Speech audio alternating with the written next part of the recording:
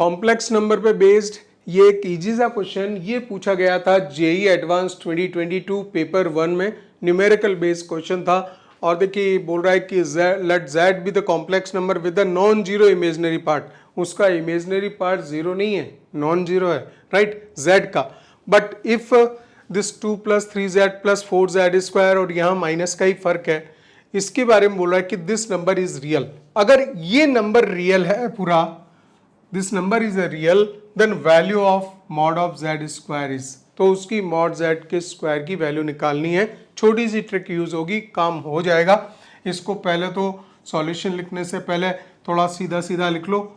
4z square + 3z and +2 divided by this is 4z square - 3z + 2। और एक और काम कर लेते हैं कि जो डिनोमिनेटर में नंबर होता है वैसे यहाँ क्रिएट करते हैं। तो 4z स्क्वायर माइनस का 3z + 2, तो यहाँ पे +6z करना पड़ेगा काउंटर बैलेंस करने के लिए। ठीक है, हो गया ना, +3z यहाँ पे भी। और जब इसके साथ में सेपरेट करोगे, चलो ये लिख देता हूँ फटाफट।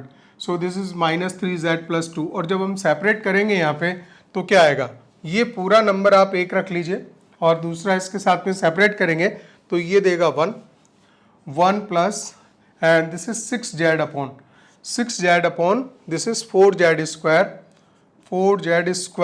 -3z and +2।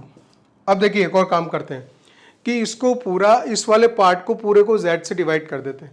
z से जैसे ही डिवाइड करोगे तो 1 + 6 अपॉन ये आएगा 4z प्लस -3 एक z से डिवाइड हो गया एंड 2/z, राइट। इसने बोला कि ये नंबर जो था वो एक रियल नंबर था, ये पूरा का पूरा पार्ट रियल था, और हमने इसको यहाँ तक सिंप्लीफाई कर दिया and this again belongs to the real number.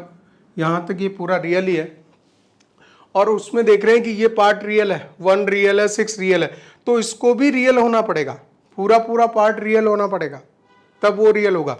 So you can say that this part 4z -3 and +2/z again belongs to the real.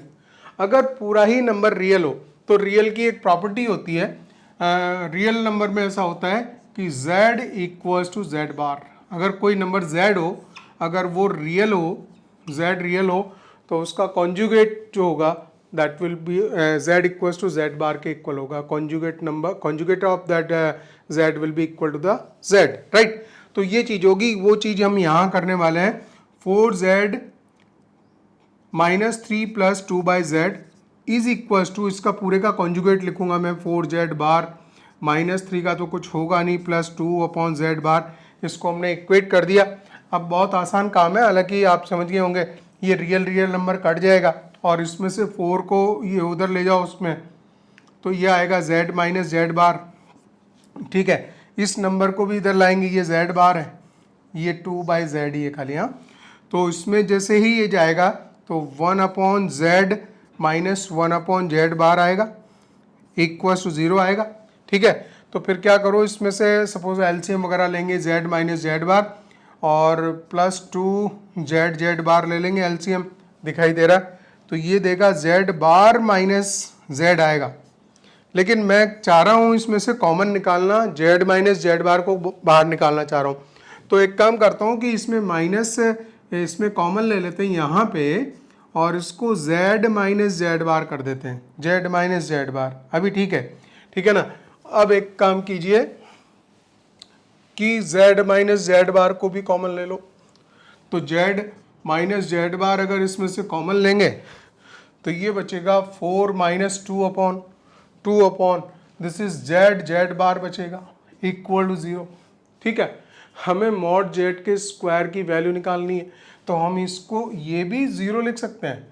We can write, so z - z bar = 0 और z = z bar.